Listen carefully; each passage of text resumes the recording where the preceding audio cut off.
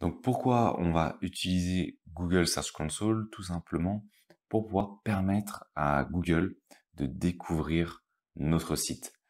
On va tout simplement indiquer à Google un fichier qui contient l'ensemble des adresses URL de notre site. Donc, lorsqu'on va créer du contenu, lorsqu'on va générer des articles, des pages, eh bien, ce contenu va s'ajouter dans un fichier et c'est ce fichier que l'on va donner à Google pour qu'il puisse indexer ces différentes URL, ces différentes adresses de nos pages et également de nos articles. Une fois qu'il aura récupérer ces URL, que va faire Google? Eh bien, il va passer avec son robot sur ces adresses URL, regarder le contenu, analyser le contenu et commencer à pouvoir le positionner dans les résultats des moteurs de recherche. Google Search Console, ça sert à ça sert à faire découvrir au plus vite, au moment en réalité du lancement de son site, ça sert à faire découvrir à Google ce que l'on a créé, le site que l'on a créé. Et donc, lorsqu'on va ajouter du contenu, plus on va créer d'articles, plus on va créer de contenu sur son site, plus ce contenu va donc pouvoir s'ajouter dans le fichier que l'on va transmettre à Google, et plus Google va pouvoir indexer notre site, va pouvoir positionner du contenu de notre site. Bien entendu, il faut également obtenir des liens, faire du contenu de qualité. Les liens, ça va permettre à Google de venir plus souvent sur notre site, par exemple des liens d'autres sites, des liens qui vont pointer vers notre site, eh bien, ces liens vont permettre à Google justement de revenir sur notre site, en plus du fait d'avoir découvert notre site par le biais donc de Google Search Console. Mais on va dire que c'est le prérequis, le démarrage pour que Google puisse découvrir notre site. Alors pour référencer son site, qu'est-ce qu'on fait? On fait Google Search Console, il n'y a pas de... Et on va cliquer dessus. Comme j'ai déjà un compte Gmail et je suis normalement connecté, j'ai envie de dire.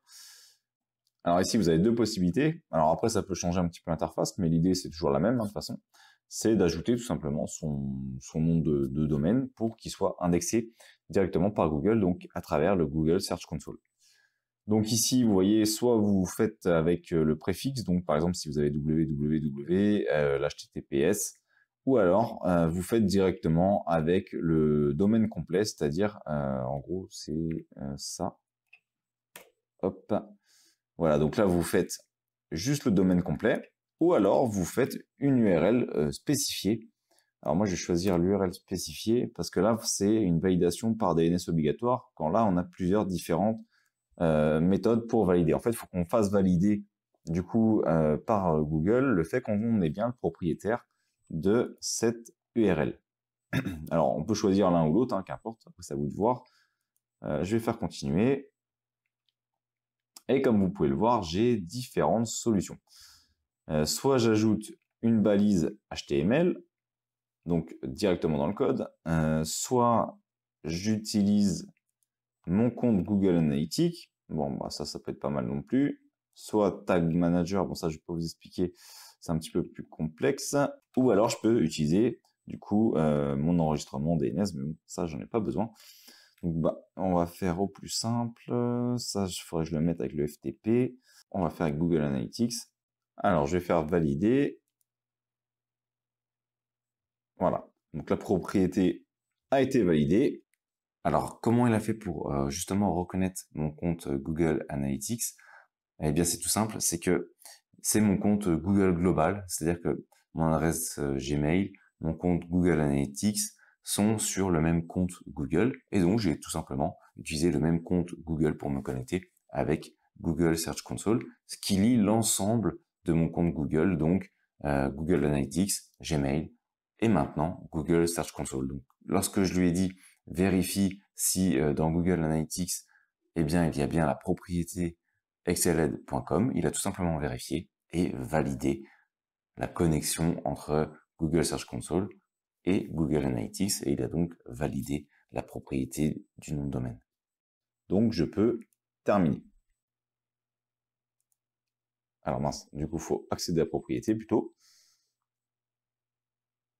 Et maintenant, j'ai bien donc une vue d'ensemble. Pour le moment, bah, j'ai rien, tout simplement parce que mon site n'a pas encore été indexé par du coup Google Search Console. Et je peux cliquer ici pour ajouter en réalité mon sitemap. Donc un sitemap, c'est quoi? C'est tout simplement un fichier qui regroupe l'ensemble de mes URL. Et c'est comme ça que le moteur de recherche va pouvoir le découvrir.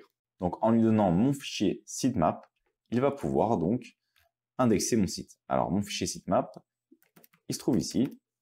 Il suffit de faire sitemap.xml et j'ai ici les différents sitemaps qui sont générés automatiquement. Ils sont générés par qui? Ils sont générés par Yoast SEO. En fait, si vous regardez dans réglages, je crois que c'est en réglages, fonctionnalités, et ici vous avez plan de site XML. Voilà, donc c'est activé et c'est lui en fait qui me le génère automatiquement. Donc je peux choisir par exemple un sitemap. Je prends celui en fait post, ce sont les articles, page, ce sont les pages, catégories, ce sont les catégories, et post tag, ce sont les étiquettes. Moi je les utilise pas. Et là, par exemple, je pourrais faire donc coller enfin du coup la fin, faire envoyer. Et en faisant ça, en fait, ce qui va se passer, c'est qu'il va indexer toutes mes URL. Ça va faire passer le robot de Google sur mes URL que je viens de lui envoyer à travers le sitemap. Sachant qu'à chaque fois que je vais ajouter un article, Yoast va l'ajouter dans le sitemap. Et quand du coup Search Console va passer, quand Google va passer, il saura qu'il y aura par exemple un article en plus à travers ce sitemap. Et au fur et à mesure, il va comme ça indexer le contenu. Donc vous pouvez mettre les articles, mettre les pages et mettre les catégories.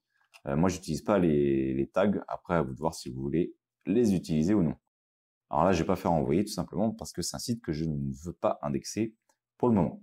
Voilà, donc c'était un site surtout de démonstration. Si vous voulez faire indexer votre site, c'est comme ça qu'il faudra procéder en donnant votre sitemap et en vous enregistrant directement auprès de Google Search Console, sachant que comme vous avez un compte Gmail, ça pose pas de souci, vous pouvez le faire tout de suite. Vous avez vu que j'ai utilisé Google Analytics, il y avait d'autres méthodes.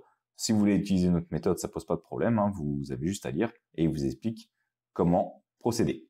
Une fois que vous l'aurez fait pour Google Search Console, vous pouvez le faire également pour Bing, donc le moteur de recherche de Microsoft. Alors je cherche, je ne sais plus le nom, je crois que c'est Webmaster Tool. Voilà, donc vous vous inscrivez, c'est le même principe, et vous faites la même inscription et vous donnez votre sitemap à Bing, comme ça vous serez inscrit, donc en gros vous aurez fait la découverte par Bing et la découverte par Google. Ensuite, bien entendu, il va falloir générer du contenu pour améliorer vos positions dans les moteurs de recherche. C'est pas parce que vous donnez votre site dans Google Search Console que vous allez être bien positionné. Ce qu'il faut maintenant, c'est créer du contenu, obtenir des liens qui vont pointer vers votre site pour améliorer ses positions dans les résultats des moteurs de recherche. Donc, il y a encore du travail à faire, mais au moins Google va pouvoir commencer à découvrir le site internet, le blog que vous avez créé. Et c'est bien ça l'important, c'est qu'ils sachent que vous existiez déjà. Et maintenant, il va falloir donc se mettre au travail pour pouvoir justement développer petit à petit cette notoriété, car il faut bien être conscient d'une chose, c'est que ça prend du temps et qu'on le fait petit à petit. C'est pas en un mois qu'on va obtenir d'excellents résultats. Il faut le faire petit à petit, progresser étape par étape afin de voir son trafic augmenter progressivement.